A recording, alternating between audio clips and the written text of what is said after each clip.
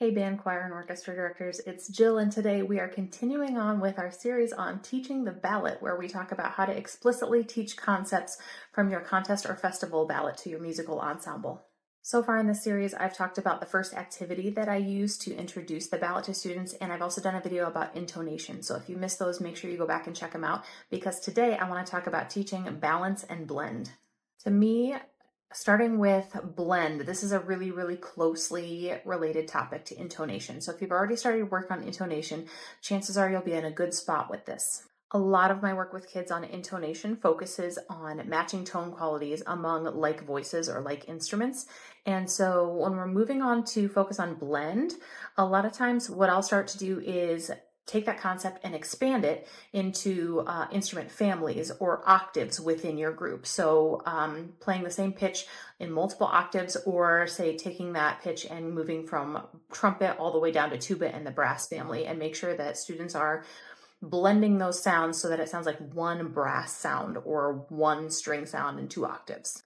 Now, also closely related to intonation is the concept of balance, and where a lot of people will start, and just like myself, is the concept of the sound pyramid. And so that is where you are getting the most sound in the lowest voices of your ensemble, and then progressively less as you move up into the higher voices. This is a great place for any ensemble to start and build awareness of where students are in that sound pyramid, and particularly if your ensemble is a little bit out of balance. We've always had those years where I don't have enough tuba players, or maybe you don't have enough altos, or there are too many trumpets.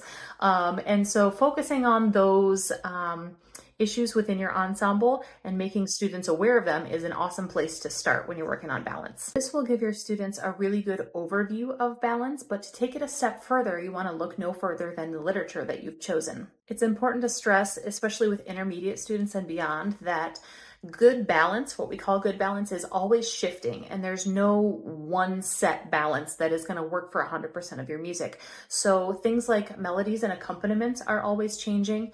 Things like moving lines are always changing, and we need to be dynamic and shifting as those things in the music change.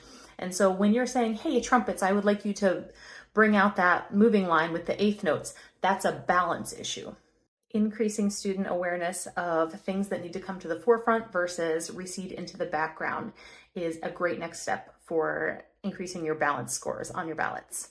So once we've kind of covered these concepts in class, what I like to spend a week working on is making sure that the students start to take responsibility for this, so that I don't always have to ask for balance adjustments, that they are thinking of it on their own.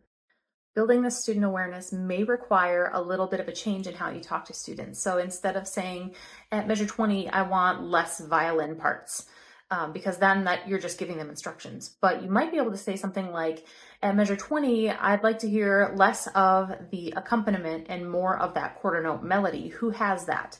And then it's going to take a little bit, maybe longer in the beginning, but building that awareness, once again, is totally worth it in the end, because then students will start to make those adjustments on their own. Now, depending on the experience level of your group and your own individual students, your mileage may vary. Some of them will pick this up faster than others, of course, so you may still find yourself giving specific instructions, and that's okay. They will get it in time. That's it for today's tip on teaching balance and blend. Make sure you give us a like and a follow, because next time I'm going to be talking about the rhythm component on the ballot. Catch you next time.